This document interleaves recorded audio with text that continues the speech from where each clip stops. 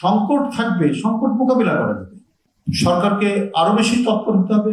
শুধু সংকটের কথা বলে বা সংকট নয় বলে সংকটের দিক থেকে চোখকে অন্যদিকে ফেরানো চলবে না। আমি আজকে আন্তর্জাতিক পরিস্থিতির কারণেই তো আমাদের জ্বালানি সংকট, এটা বিএনপি সরকারের কোনো ব্যর্থতা নয়। যদি বিএনপি সরকারের কোনো ধরনের ব্যর্থতার কারণে যদি এটা হতো তাহলে এক কথা ছিল। যারা লাইনে দাঁড়িয়েছেন 5 ঘন্টা 6 ঘন্টা, অনেকে বিরক্ত হয়ে ভিডিও ভাইরাল করছেন যে দরকার হলে দাম বাড়ান, তা আমরা এই কষ্ট করতে চাই না, এই দাঁড়াতে চাই না। এই বক্তব্যগুলো আসার কারণে এই সত্যটা, আমি যে সত্যের কথা বলছিলাম শিল্পী কবি এদের নিয়ে, এই সত্যটা হচ্ছে যে আন্তর্জাতিক পরিস্থিতি ভয়াবহ, যুদ্ধ চলছে, যুদ্ধ আবার শুরু হবে কিনা সেকেন্ড রাউন্ড, এটা নিয়ে পাকিস্তানে আলোচনা চলছে, ইউনাইটেড স্টেটস আর ইরানের মধ্যে একটা টান অবস্থা, এবং জাহাজগুলো আসতে পারছে না, এখানে জ্বালানি তেলের দাম বাড়ছে। এটা একটা সংকট, কিন্তু এটা একটা কৃত্রিম সংকট যুদ্ধের কারণে। এটা নিরসন করা কোনো কঠিন না, এবং এই ক্ষেত্রে যে দাম বেড়েছে এটা খুব ন্যাচারাল। কিছু কিছু এমপিরা পার্লামেন্টে বলছেন যে এটাকে সংকট বলা যাবে। ভাই, যেটা সত্য সেটা বলুন। এই সংকট তো বিএনপির কারণে হয়নি, বিএনপি সরকারের কারণে হয়নি। এই সংকটটা আন্তর্জাতিক পরিস্থিতির কারণে হয়েছে, মধ্যপ্রাচ্যে যুদ্ধের কারণে এটা হয়েছে। তো সুতরাং আমাদেরকে করতে হবে যে এর মধ্যে মানুষের আওয়াজও প্রতিধ্বনিত হচ্ছে যে দাম সেটা বাড়াতে হবে, না হলে তো অসম্ভব ভর্তুকি এবং এমন পরিমাণ টাকা ব্যয় হবে যে সামনের বাজেট করাই খুব মুশকিল। সেই ক্ষেত্রে তো এটা হতেই পারে। তো সংকট থাকবে, সংকট মোকাবিলা করা যাবে।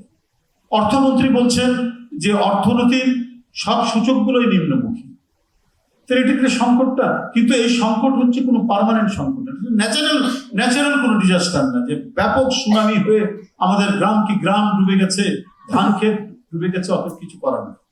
কিন্তু এটা করা যাবে। অতীতের বাজেটের যে সীমাবদ্ধতাগুলো সেগুলোকে আমরা যদি বিবেচনায় নিয়ে এসে আমরা যথাযথভাবে কল্যাণমুখী বাজেট করি, সুতরাং এটা নিরসন করা কোনো কঠিন না। এই সংকট সাময়িক সংকট, এই সংকট উতরে যেতে পারে। বিরোধী দল যাই বলুক না কেন, তারা যেটাই করুক না কেন, এইটা যে সরকার আপনার কমিটমেন্ট করার সাথে সাথে, ক্ষমতায় আসার সাথে সাথে কমিটমেন্ট গুলো বাস্তবায়নে সদা তৎপর থাকে, সেই সরকার নিঃসন্দেহে এই সংকটগুলো অতিক্রম করে খুব সহজেই মানুষকে স্বস্তি দিতে পারবে। কারণ আপনি এখন লোডশেডিং হচ্ছে, ভয়ঙ্কর লোডশেডিং, গ্রামের দিকে তো মারাত্মক লোডশেডিং।